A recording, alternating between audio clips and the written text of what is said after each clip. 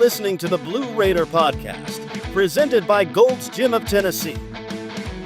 Your all-access pass to everything Middle Tennessee sports, game recaps, player spotlights, and the latest from the heart of Blue Raider Nation. Now, here's your host, Jay Golden. Welcome back to another episode of the Blue Raider Podcast. It is our season finale for our summer series. Today we'll be talking all things men's basketball. However, if you missed last week's live stream from football's fall camp, don't worry. I'll have a condensed version out for you next week on Tuesday on YouTube, as well as live streamed on Facebook and X if you missed all that action. But of course, just so you don't miss it in the future, follow us on all of our social media accounts. That's Twitter, Instagram, TikTok, and Facebook at Blue Raider Pod. And of course, if you're listening to us on YouTube, hit the subscribe button so you don't miss that next upload. Now, in today's episode, I'll be talking all things men's basketball with the head coach, Nick McDevitt, learning about all these new transfers that he's bringing in once again, as well as talking to some of those new transfers, including Western Illinois point guard Sean Smith and the Penn State point guard transfer Jahvin Carter, the Alcoa native. I'm excited to share the stories from them, but before we do that, let's thank our sponsor for today's episode. Before we get into the episode, I need to thank our sponsor. Gold's Gym has been the mecca of fitness since 1965, and to celebrate their 60-year anniversary right now, you can get a month-to-month membership for just $19.65 bi-weekly. That's no commitment, full access to all 16 Gold's Gym Tennessee locations, and top-tier equipment to help you level up your fitness no matter your sport. But here's the deal. This offer is only available online, and it ends when the summer does, so don't wait. Go to goldsgym.com and lock it in today. Gold's Gym Tennessee. Train like a legend, no strings attached. Now, let's get back to the episode. We are joined by men's head basketball coach Nick McDevitt. Coach, thanks for joining us once again. Absolutely. Thanks for having me. So much to talk about, and to get things off, get us in a mood at your expense here. There's something about your teams that just ignite other opponents to make a run. It's something that'll be studied in years down the road. But like, I say that jokingly. Obviously, you're a good sport about it. But it just goes to show that this team is just like, in program, I should say, because this is a different team this year. This program is there. It's just there. How do you foster that? Yeah, I think first off, you got to make sure that you've got the right guys in your program. There's clearly a talent threshold that has to be met year in and year out, and I think our staff does a really good job of that. But at the same time, you've got to figure out what works well here at Middle and what can help you win in this league. You know, last year, Conference USA was ranked the 8th best league in the country according to the net, and we're one of the top teams in the league. So as you're mentioning about other teams and runs, you're going to get other people's best shot. You know, we've won 81 games over the last 4 years, so we're averaging over 20 wins a season. Finished a game out of first last year. We've been in the semifinals 4 years in a row. So people around Conference USA and around college basketball respect our program, respect our teams, but also respect the other teams in this league. And it's important that we continue to try to keep hitting that threshold, but also taking a game or two further and getting that NCAA tournament. Talking about the roster turnover year to year, last year was its own challenges. This year creates even more challenges for you. I guess as I try to tackle this question piece by piece here, how did you decide what players you wanted? Because really, for the most part, it's kind of an overhaul, but you still have key pieces returning. We do, and I think that's important, is being able to retain key pieces and the development of those pieces. Certainly there's now kind of a talent acquisition aspect to college basketball, being able to go out and fill out your roster with guys that are talented enough to help you win. But at the same time, as I mentioned, you've got to continue to develop the pieces that are here. Are your players that are staying in your program, are they developing year over year? But at the same time, I think as far as the talent acquisition aspect of it is, you know, who do you like and who can you get? Right. You know, yes, you would like to be able to say, we're going to go after a guy like this or only these position players year in and year out. Well, now with playing time, but also minutes and money, you know, it also is about what does your NIL look like, and can you go get the kind of guys that you've identified and like, but can you get them? Right. And part of it is just the recruiting, your style of play, your level of play, your city, your university, but also the minutes and the money that you offer, are they attractive to the guys that you like? And so I think now more than ever, you've got to be a little bit more flexible from year to year on the style of play that you're going to implement, unless you've got the most money, unless you could just go buy a roster. You've got to be a little bit more flexible because your team may not look the same year over year because of those factors. How do you go about, I guess, obviously you know the kids you want talent-wise. When you talk about a high-end recruit, either in the portal or high school, how do you discern between going all in on a kid or because of all those factors that you're listing that may throw a curveball in your recruiting process at the last minute? I'll hint at Jalen Counter, a guy that we all thought would be here, and then Charleston kind of comes out of the woodwork. So he's obviously different because he's more of a retention, but I'm asking this more in acquisition of these new guys. How do you decide who I'm going all in on? Do you kind of affirm that when you meet the kid, like this is someone from an attitude basis that we know is going to stick this one out? Generally, yes. You've got, when you're recruiting high character young men and you know the kinds of families they're coming from, the high school or the junior college or other 4-year program that they're coming from, you try to get that intel, whether it's, you're dealing with somebody that may be a little iffy or a little shaky, or like, man, this guy and his family are the salt of the earth kind of people, real solid young man, zero maintenance.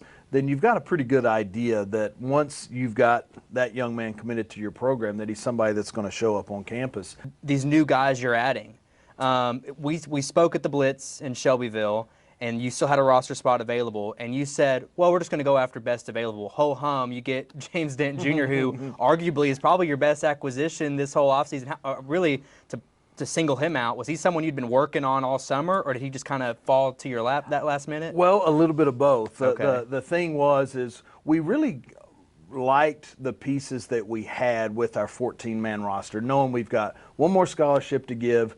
We want to try to get best available, and that wasn't necessarily somebody who was a double-digit NCAA Division I transfer. It could have been a highly talented young man that might need a redshirt year. It might be a junior college prospect. JD was somebody that we liked his size. I mean, he's 6'4", 6'5", can play both the 1 and the 2. So when you think about positional size, he's certainly got that. He's a 35% three-point shooter. He's 1.75 to 1 assist-to-turnover ratio. So clearly a talented young man. And as it turned out, once we started the recruiting process with him, he was not only teammates but roommates several years ago at junior college with Sean Smith, one of our other transfers from Western Illinois. So once those two started talking about potentially teaming up together again, and by the way, that John A. Logan team of theirs won the national championship in junior college. So certainly having that familiarity with each other and the want to play together, the want to be here at Middle Tennessee is something that excited us about him. And we were fortunate to get him, excited to get him on campus. I'm not trying to alert any sort of compliance officer, but was there a use of Sean Smith in the recruiting of James Dent? For sure. Yeah. And he was excited about it. I mean, we were saying, like, we're going to recruit him. But when you think about a 6'3" long-arm point guard in Sean Smith, does he want to play with that young man again? So that's how it kind of came about. Is I know you guys were teammates. It looks like several years ago. I was like, no, we weren't teammates. We were roommates. Like, that's my guy. It's like, oh, well, good. So you'd like to play with him again. It's like, Coach, we've been talking about that since we separated from junior college. Like, man, it'd be great to play with each other one more time. And it's, he said for both of us, we thought our careers were over once last season started. Like our college playing days would be over. And then once granted this extra year for the junior college players, they were excited to team up one more time. To keep diving into this whole roster makeup, something that again I talk about, and I'll be the voice here because I know you're thinking it. We've talked about this. Conference USA as a whole, when you talk about roster makeup that it takes to be competitive, according to KenPom, the top 36 highest rated offensive rated players, 4 are true 5s. And the big question that I get on the forums or people that I talk to that follow the program, they're saying, well, Chris Loof's going to be the 5. We don't have a Mustafa coming. We don't have a Dishman coming. And my reaction to that is, in this conference, you don't necessarily need that guy that's going to get you 15 and 12 every night. But you need someone who's consistent, that can rebound and be good on the defensive side. And by my definition, and I'm sure you'll back this up, Chris is that guy. I'll answer that in a couple ways. Number one, we're really excited about Chris and his development. I think he's continued to work on his skill set. He's been shooting the ball well from behind the arc in our summer workouts. He's added strength and weight.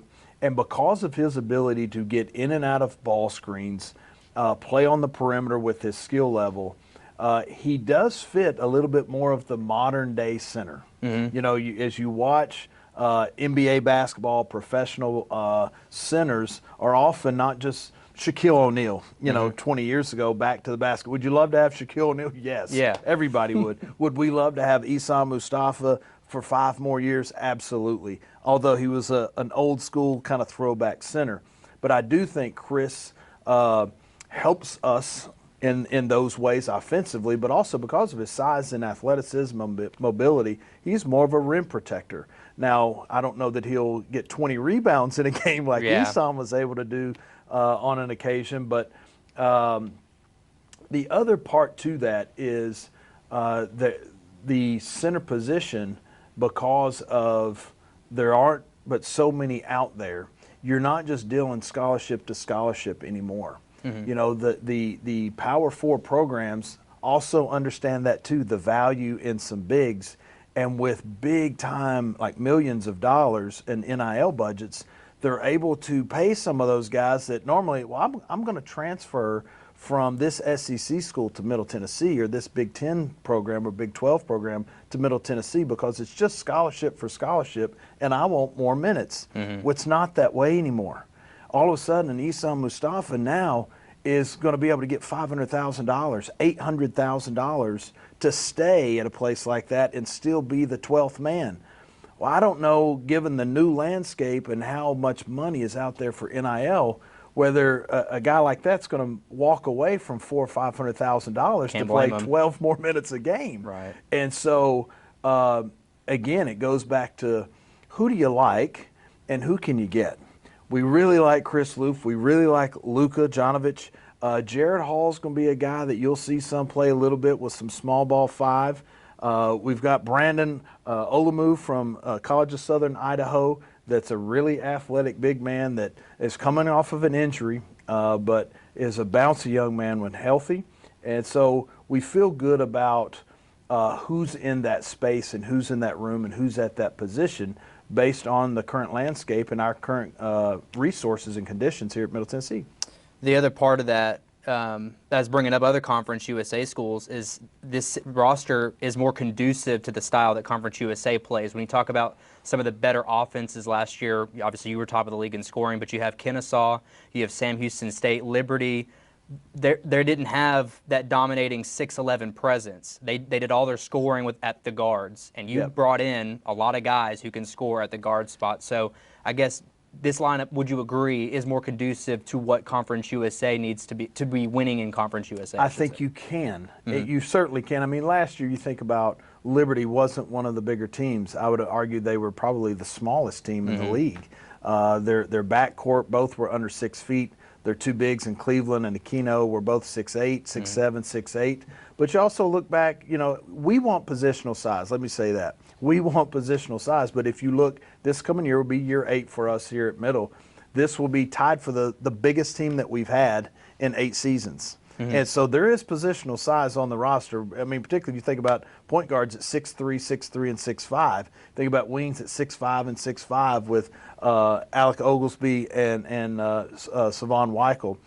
You think about our center room at 6'9", 6'10", 6'11". Our forwards are 6'8", 6'8", 6'8", with Torrey Alston, Kamari Lands, and also Jared Hall. So you think about the sizes there, but also there have been some teams that have been successful in this league that haven't had traditional size. Shoot, our team in 21-22, we started Donovan Sims and Josh Jefferson at 6'1", and a 6'6" center in DeAndre Dishman. And so that team won 26 games. And so I think it's more about do the guys that are on your roster, do they meet your style of play?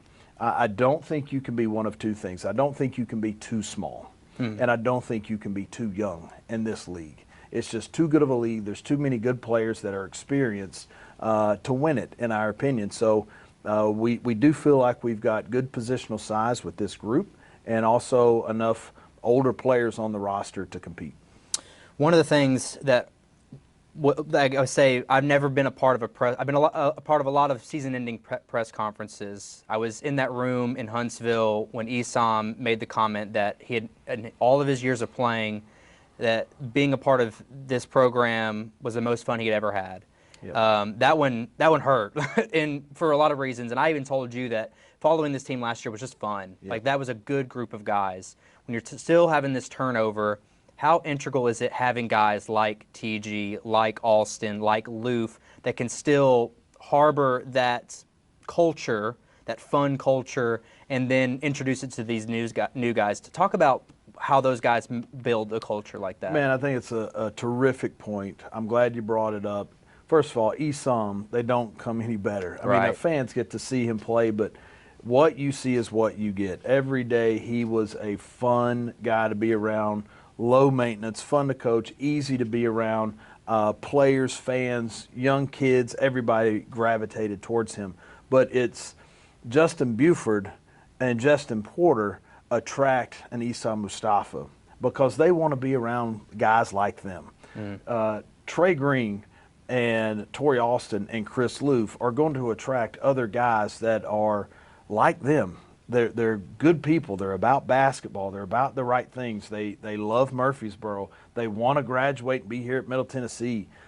Those things are important. So you attract Sean Smith and you attract Jahvin Carter, two great young men. Love having them in our backcourt. And all of a sudden, it also attracts James Dent. It attracts the other players. Alec Oglesby, although hasn't played many minutes, a couple games last year, those kind of players just attract other good players and other good people.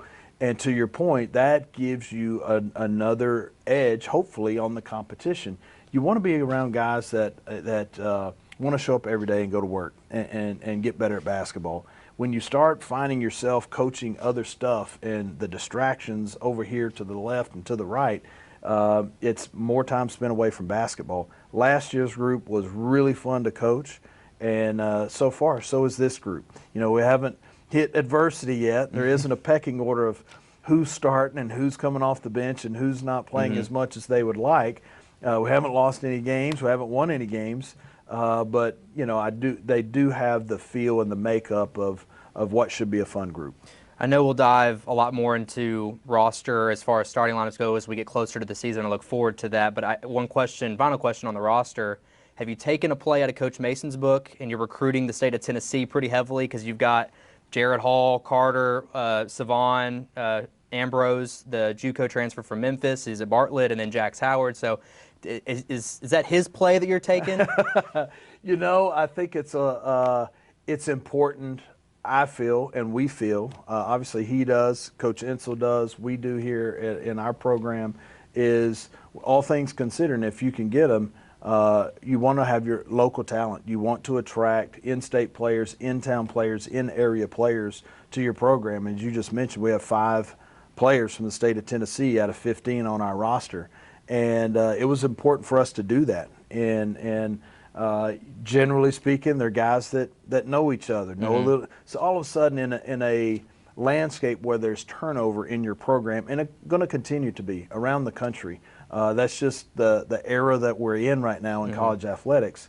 All of a sudden, you got some guys that they've never perhaps played together, but when they get on your roster, there is a little bit of a, I remember playing against him, or I remember, you know, when his team did this several years ago. When you've got some familiarity with each other, you start to build team chemistry a little bit quicker and build that trust with each other a little bit quicker than perhaps you otherwise would.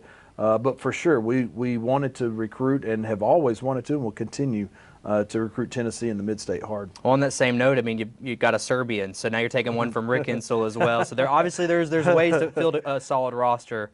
Lastly, non-conference, tease a little bit for the Raider fans. What can we expect, not only here at Murphy Center, but some big road games that you got coming up? Yeah, it's shaping up to be probably the toughest schedule we've had, perhaps since we've been here, but for sure over the last several years, for several reasons.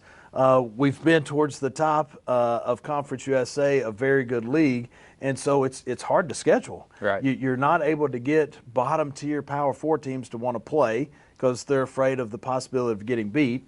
You can't get the low major schools to want to play unless you pay them. Because I'm not going to go on the road to play a team in a league like this without money, says low major schools.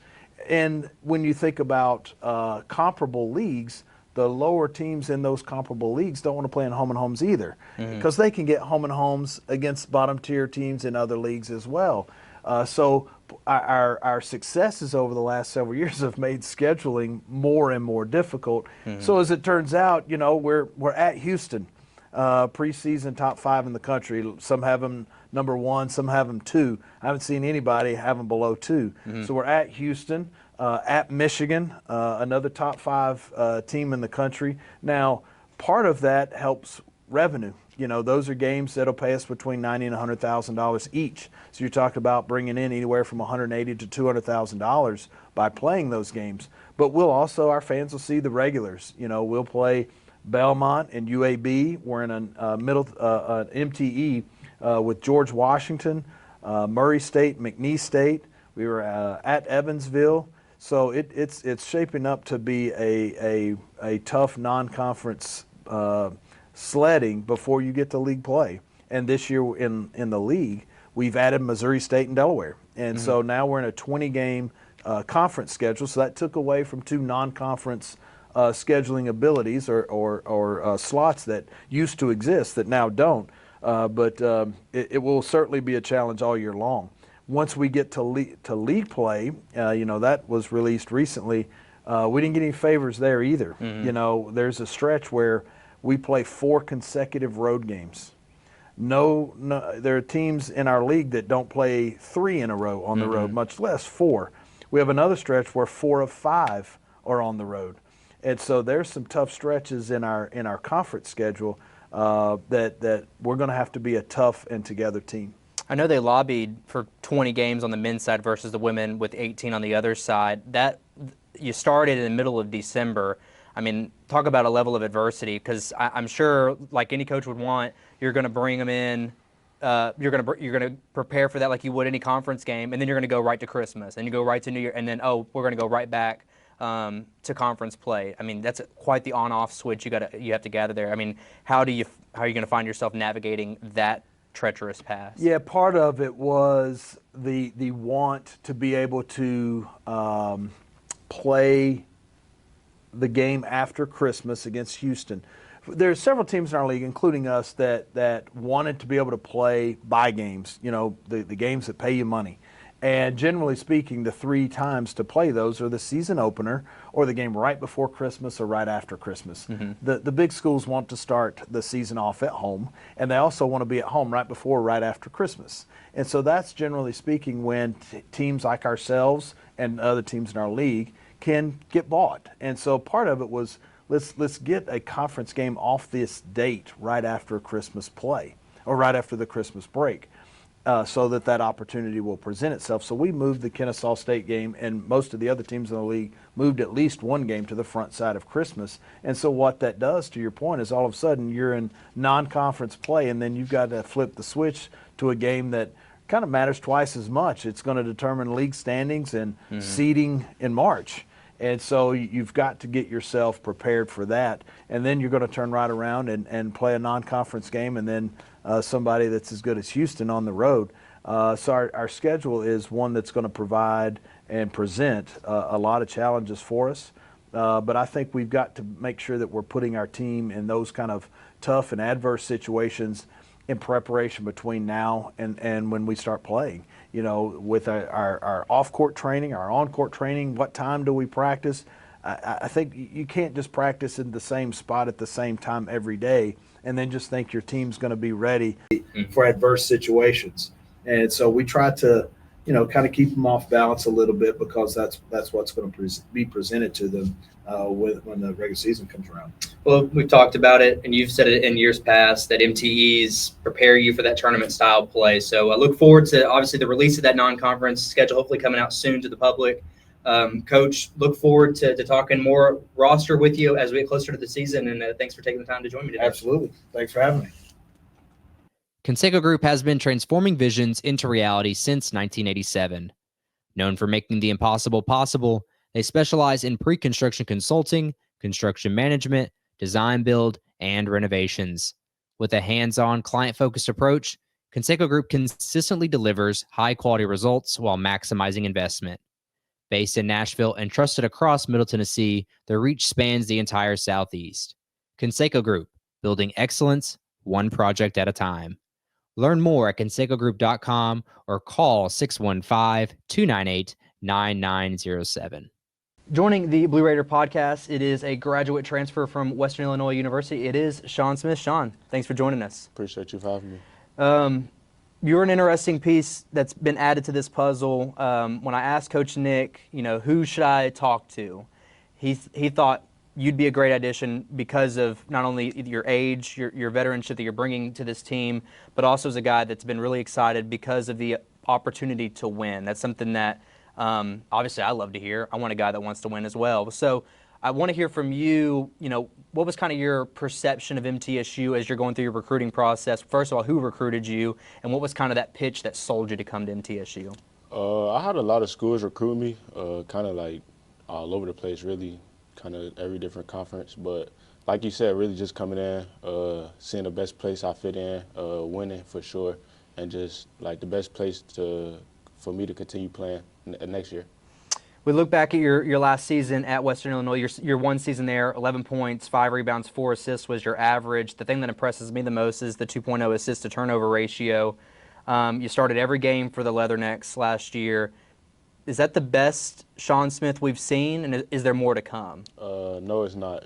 It's more to come for sure. So tell me about last season. You obviously took a new leadership role there because you were at Alabama State before, right? Yes. So you got your starting time there. Talk about that development that you had there. What did you kind of learn about yourself that made those numbers go up so dramatically? Really just being me, really, because at Alabama State I didn't really play as much as I really wanted to. So I got the opportunity to play a lot at Western. So really just being me, being on the floor, and just really showcasing what I could really do. If someone that has never seen your game, how would you describe your game? I feel like I can score at all 3 levels. I can make plays for myself and for others, and just bringing the winning aspect in. You got 2 triple-doubles last year.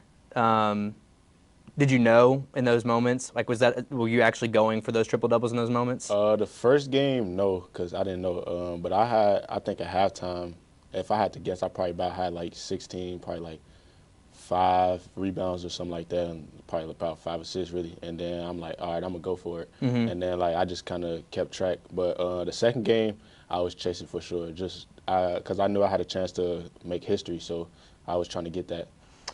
Final shot of a game. Would you rather make the basket or make the assist? Both really. It's hard. Off the backboard to yourself. Yeah, I mean, I just, whatever the right basketball player is. If I got to take the shot, I don't got no problem taking it. But if my teammate's open, I don't have no problem getting my teammate the ball to make the shot. Absolutely. Well, let's take it a little off basketball now. You moved here down to Murfreesboro. You're a guy that's kind of been a little bit everywhere. I know you played JUCO in California for a little bit. You're at John A. Logan in Illinois. And now you're here in Murfreesboro. How are you adjusting to Murfreesboro? What's so different about it versus your other stops? Besides California, I kind of been in small towns, so this is kind of bigger. Mm-hmm. But and I'm not too far from home. I'm only 3 hours from home, so a lot of family could come to my games and stuff like that. So just having that luxury, and then just being in Murfreesboro, it's cool here. How often are you going back to Louisville? I don't really go back as much, but I do go back sometimes just to see my family, kick with my family and friends and stuff like that. But I try to stay locked in as much as I can. So is it are you making your weekend trips up there? Or, you're strictly here for ball? Yeah, I'm strictly here. I'll probably go back probably the little Christmas break we got, maybe Thanksgiving if we get a little time off. Usually I don't get to spend time with my family, spend time with my family on Thanksgiving.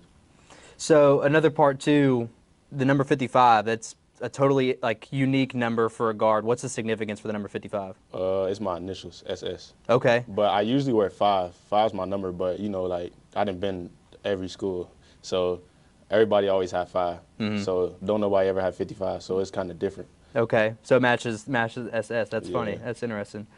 Go back a little bit to the recruiting side of things. You were one of the first dominoes to fall that committed here. One of the last dominoes to fall was JD, your teammate at John A. Logan. When I'm looking into this, it's something I didn't know, and Nick just kind of divulged even more. The lore between you and JD goes even deeper than just being teammates. Y'all were roommates at John A. Logan. So how integral were you in recruiting James to come here? Man, that's my brother. So coach told me that we was recruit him, and I ain't gonna lie, I tried to get that done ASAP. Mm-hmm. So just tell him, give him the rundown, keeping it 100 with him, tell him how everything is, the bads and the goods. But it wasn't really no bads really, but just tell him how everything is, and it's his decision at the end of the day. But that's what he decided to do, and I'm happy with that. Y'all were national champions at John A. Logan. Something that I think is unique about playing on winning programs like that. You talk about you want to come here and win. Are you seeing similarities? I know you haven't been here too awfully long, but are you seeing that, I guess, that work ethic, that similarities of winning programs that you experience at John A. Logan for what you see here at MTSU? Yeah, for sure. Everybody here wants to work. We all want the same goal, to win. We just got to keep being together and keep chasing that goal. Some of these guys that have already been here, any of them that you've bonded well with, guys that are already on the program? A little bit of everybody, really, because I'm the point guard, so I got to bond with everybody. But yeah, kind of everybody, really. All the guys that been here, and even the new guys. What are y'all doing when you're not at practice? Chill, play the game. We go to the pool sometime, but just really hang out. Really, just try to spend time with each other. Have you found anywhere like food-wise that you like down here? It's the comments, but it have been a few spots. I can't think of what it's called. You caught me on the spot. It's a breakfast spot. They got these cinnamon rolls. They like fried. I'm gonna get back to you on that. Okay. They good though. Do y'all know what it is? No, I can't think of what it's called. Fried cinnamon rolls. They good. Yeah, sounds good. Yeah. Every time I get breakfast, I go there. So are you a sweet tooth guy then? Is that your thing? Yeah, I'm fat. I ain't gonna lie. You're the fattest skinny guy that there is on the team. So lastly, we'll tie it all here. I mean, what's kind of the expectations you've set for yourself going into your graduate year here at MTSU?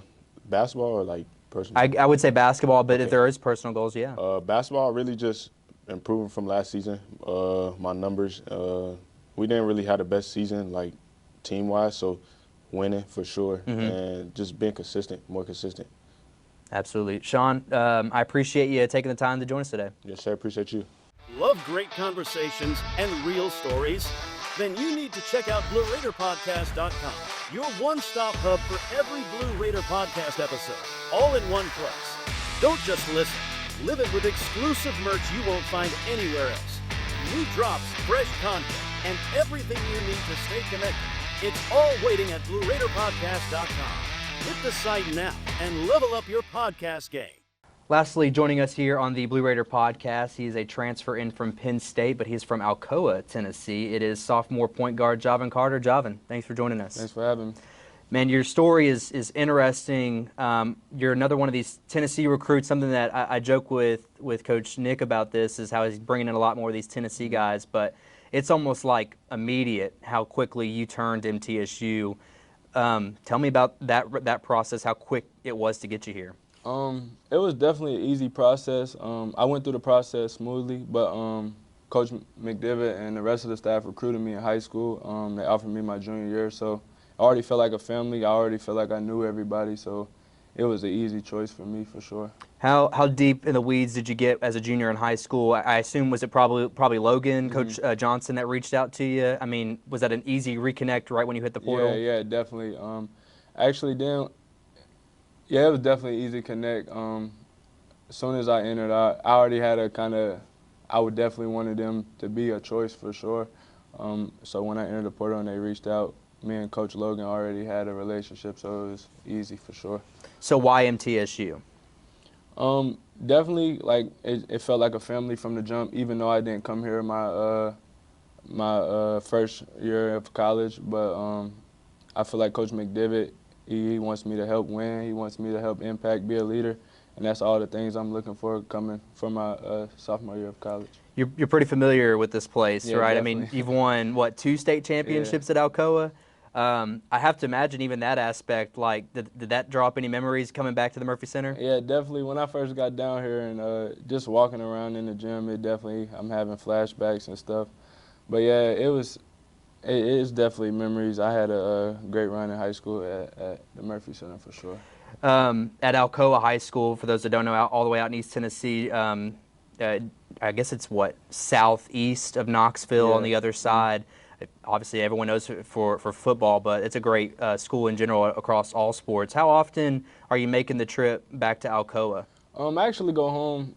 Like, we just had our break. I went home and stayed the 2 weeks.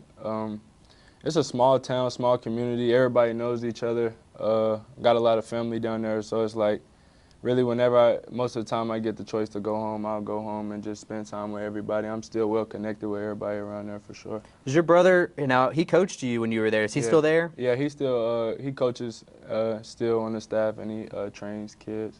So how integral was he? I know he's your older brother by a couple years. Yeah. How integral was he as far as your development in basketball? I mean, I'm sure there was a lot of sessions in the driveway growing up. Yeah, definitely. Having an older brother, even though I didn't get to play with him, it was a big blessing. He basically, I feel like, introduced me to basketball, because I would say growing up, I really was a football kid.